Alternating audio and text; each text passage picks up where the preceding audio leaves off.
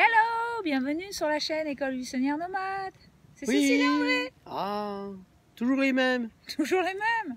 Bah ouais, hein. Le duo. Ça change pas beaucoup sur la chaîne là, hein. Oh, dis donc. Toujours les mêmes têtes. Oh, Oh, oh ceux-là, la vache.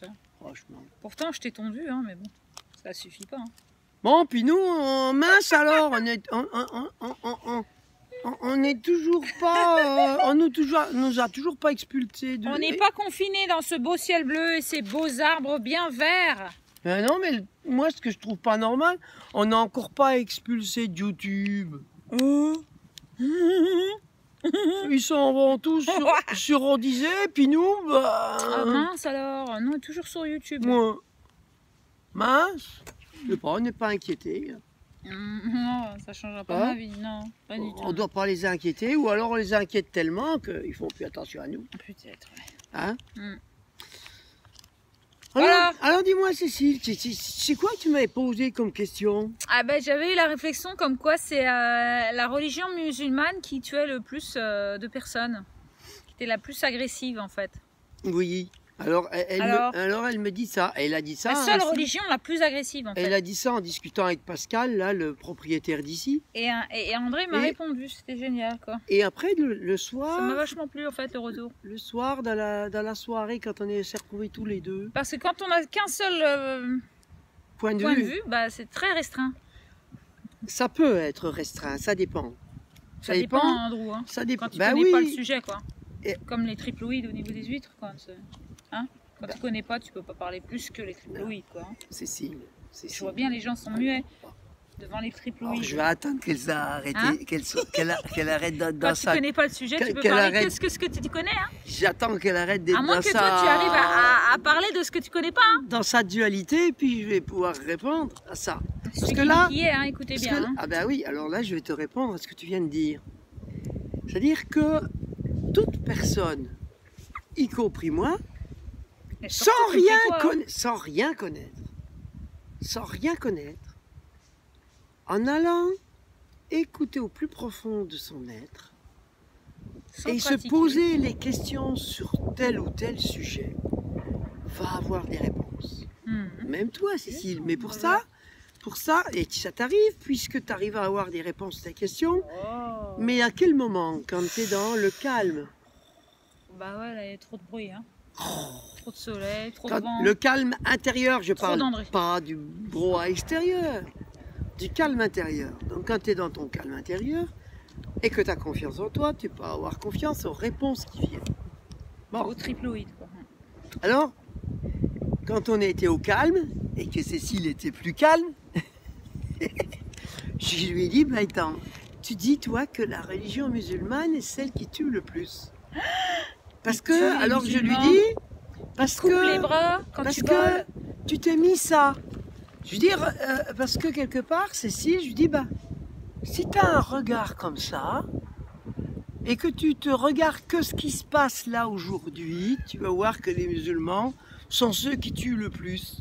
Et puis, si tu élargis tout doucement ta vision, tu vas te percevoir en allant dans tes mémoires que la religion chrétienne a pas mal tué de gens.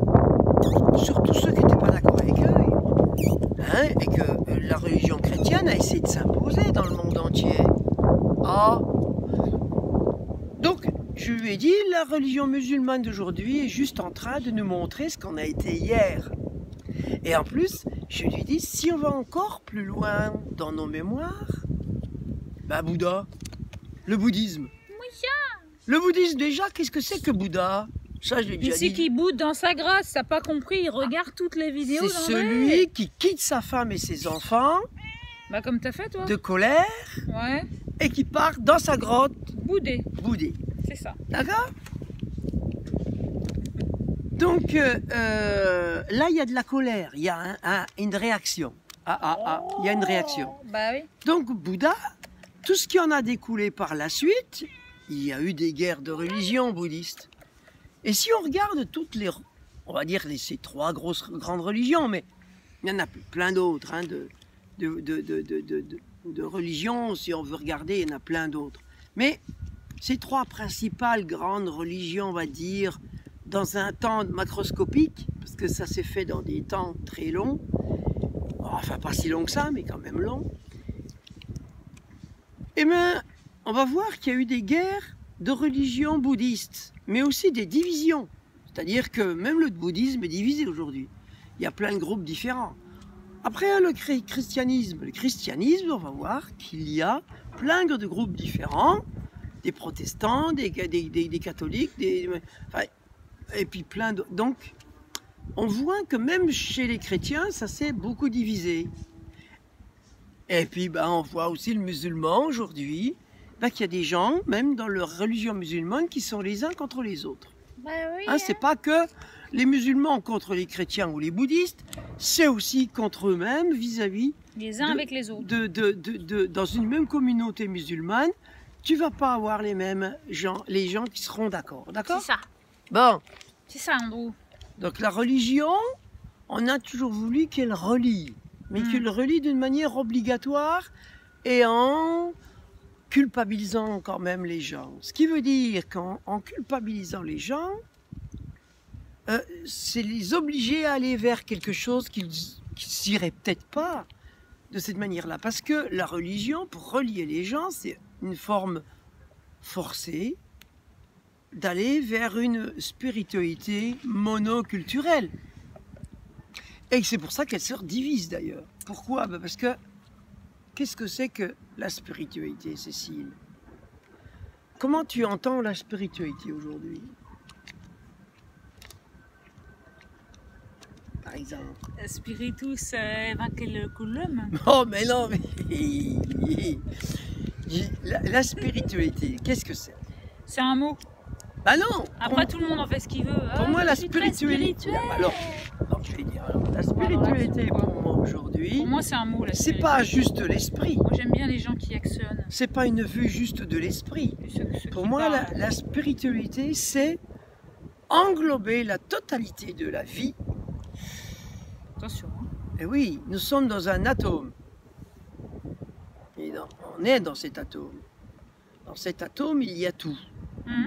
Et dans ce tout, il y a la matière et l'esprit, enfin, il y a l'énergie et la matière. C'est un mariage de l'énergie et de la matière. Et donc, tous ceux qui sont dans les religions, qui disent qu'au-delà de la matière, il y a un monde de l'esprit, c'est pas de la spiritualité pour moi, puisque la spiritualité inclut la matière. C'est un mariage de l'esprit, de l'énergie et de la matière. C'est un équilibre.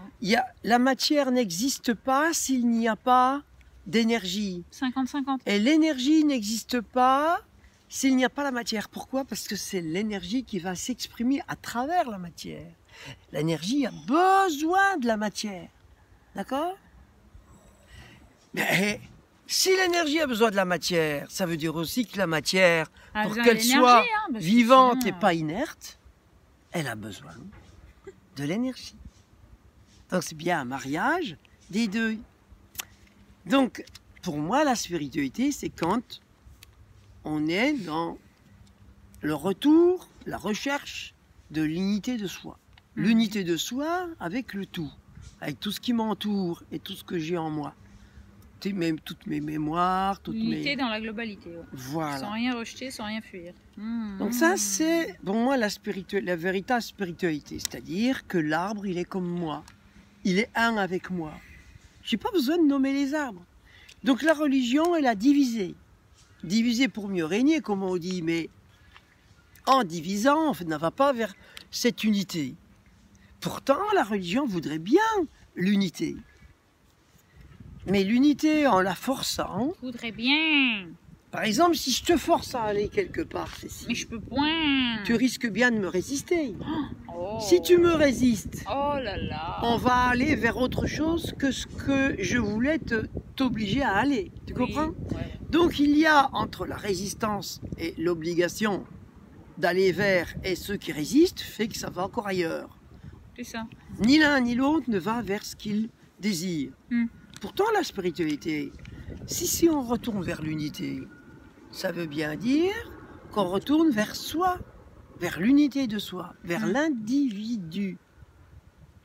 L'individu, c'est l'unité puisqu'il est indivisible.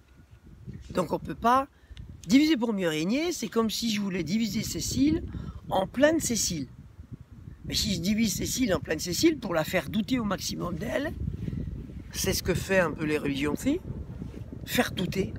Donc diviser la personne pour qu'elle doute d'elle et qu'elle croit en quelque chose d'extérieur. D'autre qu'elle-même. Hein, donc à la religion, quelle qu'elle soit. Plutôt que ce qu'elle sent elle-même. Alors qu'on doit inviter chaque personne à aller retrouver en soi cette unité personnelle, individuelle qui va nous faire aller vers cette unité mondiale. S'écouter soi. Mais ça sera une unité mondiale innée, voulue par chacun de nous, parce qu'elle ne sera pas obligée. Elle sera voulue de l'intérieur et pas obligée de l'extérieur. Et le résultat, il sera le même, sauf que c'est de la patience et du temps, puisque l'unité de la globalité, elle commence par soi, et de la cultiver. Et de la cultiver, jusqu'à un jour, elle sera partout. Mais ça met du temps. Un bébé, il met 9 mois à se construire dans le ventre de la maman. Au niveau de l'échelle humaine, 9 mois, ça peut faire... peut-être, je sais pas moi, 900 millions d'années. On est à 400 millions d'années, les humains. Il faut peut-être 900 millions d'années pour qu'on soit une humanité prête à sortir du ventre de la maman. Donc voilà. Donc on est en apprentissage. Nous sommes des cellules, en tant qu'individus, on est des cellules en apprentissage les uns des autres pour créer quelque chose de plus grand. Mais c'est quelque chose de plus grand. De l'âme. Il est dans le temps, dans la patience et dans la culture. Cultiver cette chose-là. Ça, c'était ce que je voulais dire, mais il y avait d'autres choses, Cécile. Sur les laïcs, les autochtones, les païens, les religieux. Oui. Alors, les païens, c'est ceux qui vivent sur la paille. C'est les sauvages. Ceux qui vivent dans les arbres et tout ça. Et ça sent bon la paille. Alors, les païens, c'est ce qu'on disait aussi, les cathares, les hérétiques. Les hérétiques, c'est ceux qui ne voulaient pas rentrer dans l'obligation d'une religion. C'est les résistants aussi. C'est ceux qui résistent à une obligation. Résiste. Alors, par exemple, pour une religion, pour les chrétiens qui voulaient absolument imposer au reste du monde, aux païens, aux cathares, aux hérétiques, imposer leurs croyances. Si les hérétiques résistent, qu'est-ce qu'ils deviennent pour les chrétiens? Ils deviennent des terroristes. Des résistants terroristes. D'accord? Donc, qu'est-ce qu'on voit aujourd'hui au niveau des musulmans? On dit que c'est des terroristes. Pourtant, moi, si je me mets musulman, si je vais dans la peau d'un musulman, qu'est-ce que je vais voir? Je vais voir que je suis juste en train de résister à une oppression de l'extérieur. Oui, hein. Et mon grand-père était résistant, il a résisté à une oppression extérieure. Ah ouais. Oui. Donc, oui, c'est toujours ça en fait. Hein. Où qu'on soit, ça sera toujours la même chose. On résiste, on devient terroriste parce qu'on résiste à quelque chose qu'on veut nous imposer. C'est comme là, si aujourd'hui je ne porte pas de masque en allant en ville, des gens vont nous montrer du doigt et vont dire qu'on est des terroristes. Hein, des énergumènes. Hein, Cécile? Ça nous est déjà arrivé. Hein, hier, ouais. Que des gens nous regardent et disent « Ah, ils n'ont pas de masque. Ceux-là, c'est des terroristes. » Ou des résistants ou des terroristes, tout ce qu'on veut. Bon, voilà. Donc ça dépend. On n'a pas de berger en fait, on se sent pas mouton. Donc ça dépend de quel point de vue on se place par rapport au païen. Le païen, c'est celui qui vit sur la paille, qui vit dans la nature, qui vit avec la nature. Ce païen. On vit sur la paille, nous, en ce moment, Cécile et moi. Mais qu'est-ce qu'on est bien sur la paille. C'est chaud, voilà. Bon. Donc, ça veut dire que la roue tourne. Hein, pour ce qui est de la laïcité, la laïcité vient... On entend parler depuis quand qu'on entend parler de la laïcité? On pourrait dire que que les laïcs sont les hérétiques d'autrefois. Hein? On pourrait dire que les laïcs sont les hérétiques d'autrefois qui ne voulaient pas appartenir à une religion. Donc les laïcs d'aujourd'hui, ça vient de la résistance, de la révolte, hein, des gens qui se sont révoltés. Donc de la révolution de 1789. Bon, là on a commencé à parler de laïcité. Être en dehors de la religion. Des hérétiques alors. Les hérétiques là qui sont ce coup-ci, on va dire. Ce coup-ci, hein. On va dire qu'ils sont, ces hérétiques là sont reconnus puisque c'est imposé par l'État. Franchement. Imposé par les gouvernements d'aujourd'hui. Donc, une laïcité qui impose aux autres la laïcité, qu'est-ce que ça devient? Une dictature. Non, une dictature, mais ça devient aussi une religion. Une religion. Parce que de toute façon, une religion, quelle qu'elle soit, elle est dictée aux autres. Donc c'est une dictature, on peut voir ça comme une dictature, une religion qui est imposée aux autres. Mais une laïcité qui est imposée aux autres, ça devient une dictature, mais aussi une religion. Puisque c'est pas voulu par les autres, forcément. Ça veut dire que la spiritualité, si on en revient encore à la spiritualité, c'est l'acceptation de tout ce qui existe aussi, de la multiplicité de ce que nous sommes, et donc d'avoir des gens qui croient des choses et d'autres qui n'ont pas besoin d'y croire. Et ça, on doit l'accueillir. Ça fait partie de nous. Hein? Donc, voilà ce qu'on voulait dire sur la... Donc, c'est bien... Donc, l'information que j'ai envie vraiment de donner quand même, c'est parce que faussement ça va. En vérité, je vous le dis, qu'il n'y en a pas parce que c'est que la mienne. Ce que j'ai besoin de dire, et de partager, c'est que la laïcité qui se veut hors de toute religion est pour moi devenue une religion puisqu'elle impose. Tout ce que tu exclus, tu inclus. Voilà, hein, c'est ça que je voulais envoyer comme message. Ça y est, là envoyé. Vas-y. D'accord. Alors aujourd'hui, Cécile, qu'est-ce que tu penses? Est-ce que tu penses que tu dirais la même chose en disant que c'est les musulmans qui tuent le plus de toutes les religions? Bah non, il y a toutes les religions qui tuent tout le temps. Ils veulent tous être la meilleure religion. En leur temps. En leur temps, oui. Ils veulent tuer l'autre parce que c'est pas la bonne religion. C'est pas forcément en même temps. Tout le monde veut avoir raison, quoi. Voilà. Donc aujourd'hui, ce qu'on peut dire, c'est qu'on est dans une guerre de religion. C'est ça. L'argent, c'est une religion aussi. Puisque Macron... Le Vatican. Macron, il a voulu... Le roi sous cardinal, qui est un représentant du Vatican, hein, avec Charlemagne et tout ça. Tu peux expliquer un peu ça, André? Oui. Oui. Alors Charlemagne, c'est le premier roi... Celui qui se magne. Oui, c'est Charles qui se magne, qui était pressé. C'était un chef. Les écoles, allez hop, faut aller à l'école des petits. C'était un chef de tribu, un chef de guerre. Avec vos cartables et tout. Hein. Le chef des Gaulois. Bon. Et puis lui, il voulait être plus malin que les druides parce qu'il était fort. Les druides, ils sont intelligents. Ils étaient dans l'intelligence de la nature. Mais lui, Charlemagne, c'était un guerrier. Si c'est magnifique plus vite que les autres. Ça l'énervait de voir les druides s'amuser dans la forêt. Ouais, voilà, fallait se faire chier. Il s'embêtait. Il s'embêtait, lui, il avait besoin de se bagarrer. Son ardoise et des notes. Alors, comme il avait besoin de se bagarrer, il faisait la guerre. Voilà. Puis à un moment donné, les religieux se sont dit il faut absolument qu'on se lie avec lui. Pourquoi? Parce que c'est un peu la même chose qu'il y a eu avec les Romains et les Hébreux. Parce que les Hébreux, c'est pas des zèbres, hein, les Hébreux. Les lépreux. Non, pas les lépreux non plus. Les Hébreux, c'est pas des zèbres, mais c'est ceux qui vivaient dans le croissant fertile. C'est pour ça qu'ils ont fait des boulots. Au beurre ou aux amandes? Mais c'est pour ça qu'ils ont cultivé. Fertile. C'est pour ça qu'ils cultivaient du blé et des céréales et qu'ils ont fait les premières. Fertile, c'est pas des triploïdes. Et c'est les premières boulangeries, hein, le croissant fertile. Ils ont fait les premières boulangeries là-bas. Pur beurre, ouais.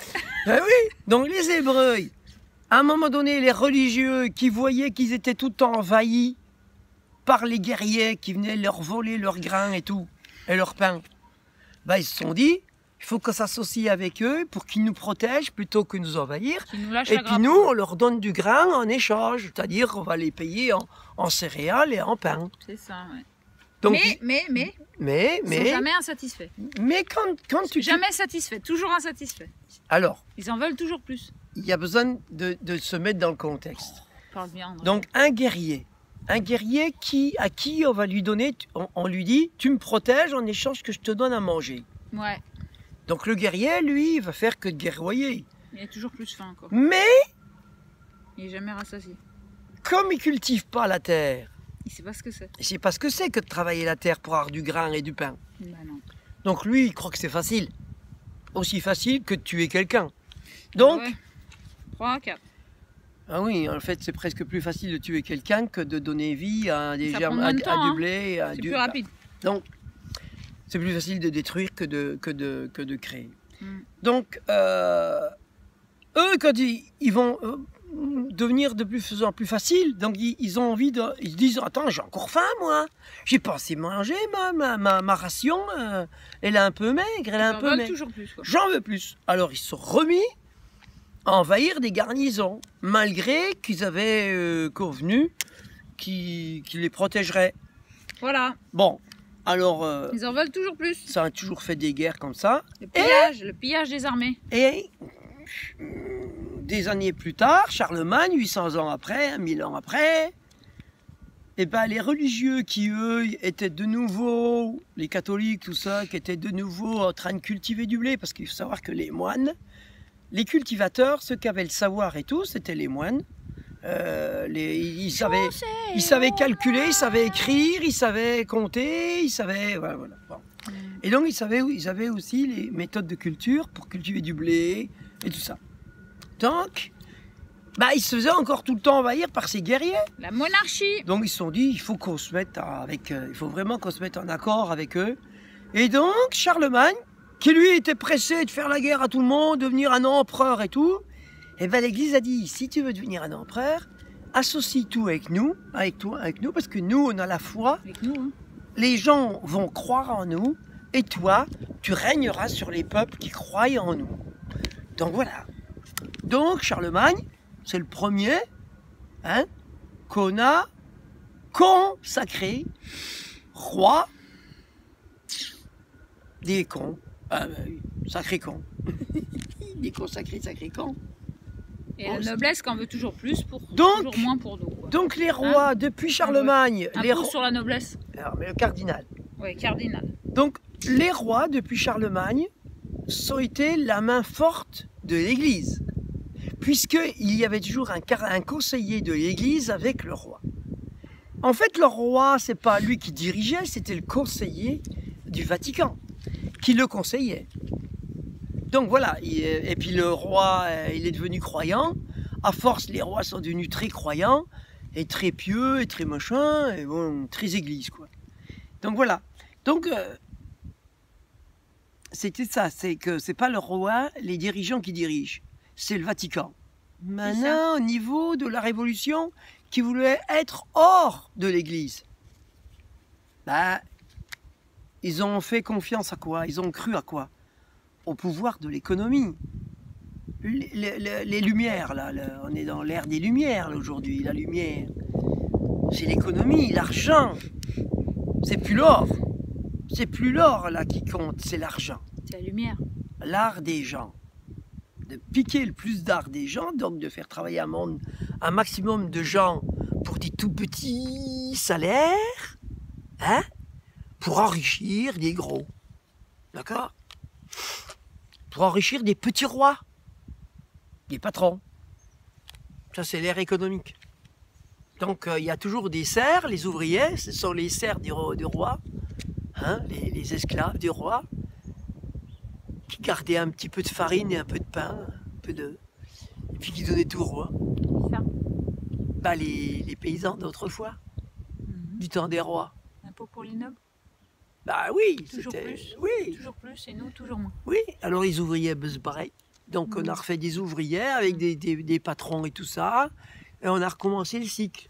D'accord? Mais c'était révolutionnaire, attention, hein. Attention, hein, Parce que là, on leur laissait pas un peu de ce qu'ils produisaient. On leur donnait un petit salaire. Voilà. Donc, ils étaient contents. Ouais.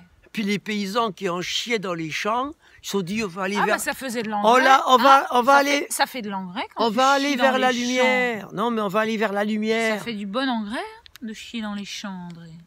Mais non, mais dans les campagnes et les églises, il n'y avait pas beaucoup. Il y avait pas beaucoup de lumière dans les églises des campagnes. Alors que dans les grandes églises des villes, il y avait beaucoup plus de lumière. Ah ouais. Ah bah oui. Ah bah oui, des beaux vitraux aussi. Donc on a connu l'exode rural.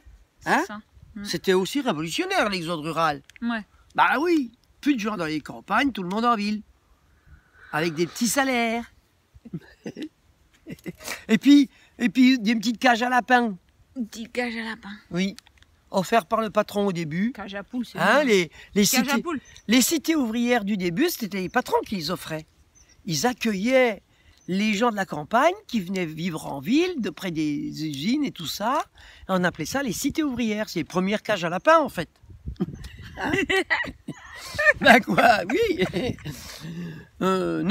Oui, les cages à lapins d'humains. Voilà. Et André, il veut dire quelque chose qu'il a observé sur un... Il est physionomiste, André. Pourquoi Macron, il a les yeux serrés? Ah oui. Hein? Ah oui, alors la physionomie... Alors, regarde-les, le barbu, là. Mais comme moi, regarde, j'ai les yeux serrés. Macron, il a les yeux serrés. Je sais pas si t'as observé, il a les yeux très serrés près du nez. Oui, près de... Alors, il a une vision... plus les yeux vont vers là. Dans les trous, quoi. Plus le regard et la vision est très étroite, en fait. Plus c'est comme ça, ils ont une vision très très étroite. Donc, ils voient et du coup, comme ils ont une vision très étroite, ils croient que ce qu'ils disent, parce que ils disent là, puis ils voient les mots qu'ils disent. Sur les côtés, ils voient que devant eux. Oui, ils voient que devant eux. Donc c'est une vision assez restreinte. Donc, ils sont restreints, voilà. Et ils ont très peur de ce qu'ils disent. Et Macron, si vous le regardez bien dans les regarde bien. Quand on le regarde à la télé, quand il parle, il a peur de ce qu'il dit. Ça se voit. Il a peur de ce qu'il dit et de ce qui se passe et tout ça. Il a vraiment peur. Et ce que je voulais dire par rapport à Macron, qu'il a cette vision étroite, c'est que Macron, en voulant bien faire, quand il s'est présenté aux élections présidentielles, il voulait absolument bien faire. Il avait des bonnes idées, comme tout le monde. On a toujours des bonnes idées au début. Au début, après, on a toujours des visions en se disant on va faire des beaux trucs, on va faire des s'adapte à ce qu'on vit, quoi. Comme tous ceux qui ont été qui se sont présentés avec lui. Ouais. Il y en a plein qui ont démissionné aujourd'hui, mais à l'époque, quand ils se sont présentés, il y en a plein qui avaient cette même idéologie, de dire le bon barbu. on va faire des tas de belles choses là. On va être hors de toute croyance politique de droite ou de gauche, mais on va être plus dans l'harmonie. Dans le centre. Non, pas dans le centre, dans le tout. Il voulait être dans le tout, d'accord? Il voulait dans le un, dans le tout ça. Mais Macron et son équipe ont appelé ça la République en marche. Mais comme je l'ai déjà dit dans une autre vidéo, je le redis, mais ça peut-être pas, hein. parce que ça peut-être pas été les gens, entendu, ils ont parce que ils ont les oreilles pas devant, ils sont sur les côtés. Il faut mettre les mains comme ça. Ce qui se passe, c'est que le contexte a changé aujourd'hui, par rapport à quand je l'avais dit. Tu vois, le contexte a vachement changé, Cécile. Ouais. Donc aujourd'hui, il faut des masques qui tirent les oreilles comme ça pour écouter. Parce que si les masques, normalement, ils se mettent derrière. Je sais plus ce que je devais dire, moi. Cécile, elle me déconcentre. La boîte de Pandore avec Macron qui voit, il a la vision restreinte. Alors, il suit pas le monsieur, là.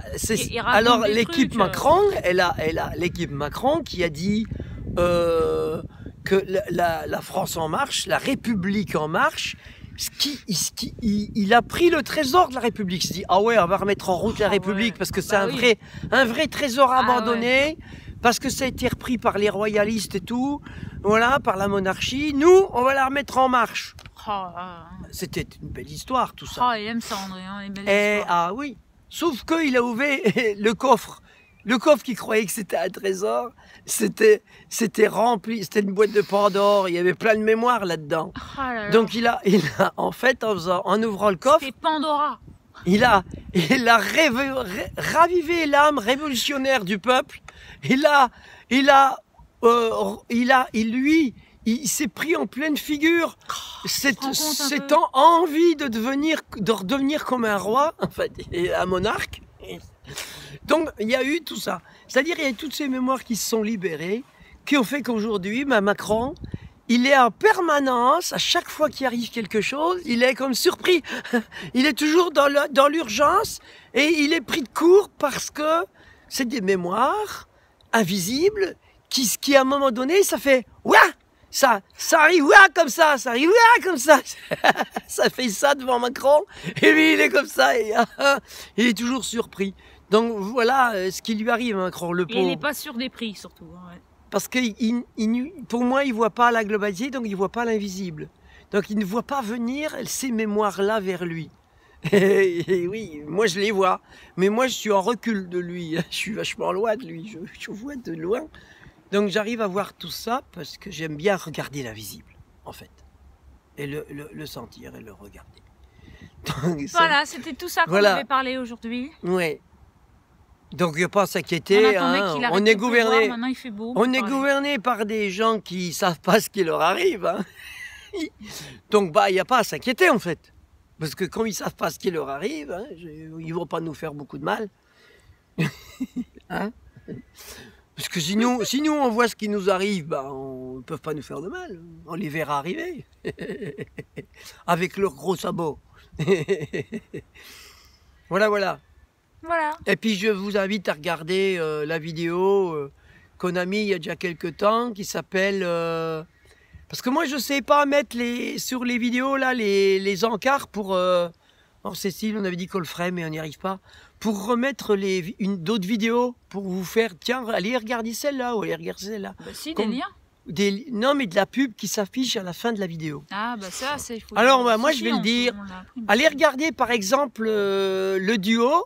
Hein, le duo qu'on a fait sur Si j'étais président. Avec Cécile à la guitare et au chant et André à la parole. Parce que là, on dit plein de choses qui sont assez intéressantes. Hein, bah oui. Dans cette vidéo. Si j'étais président. C'est duo musical. Ouais, c'est de l'inspiration. Il n'y a rien d'écrit, il n'y a rien de réfléchi à l'avance. C'est de l'impro. C'est de l'impro total, mais c'est très pertinent parce que moi, quand je m'écoute, je dis ah ouais. Il y a plein de trucs que je dis sur le moment, mais que... Après, je suis très étonné de voir ce que j'ai dit. Hein. Ah ouais, hein, on s'en souvient plus. Hein. Ah, c'est moi. C'est moi ça. Wow. Bon voilà, pour la vidéo là, on n'avait rien oublié. Non, on a tout dit. C'est super. Hein. Ouais.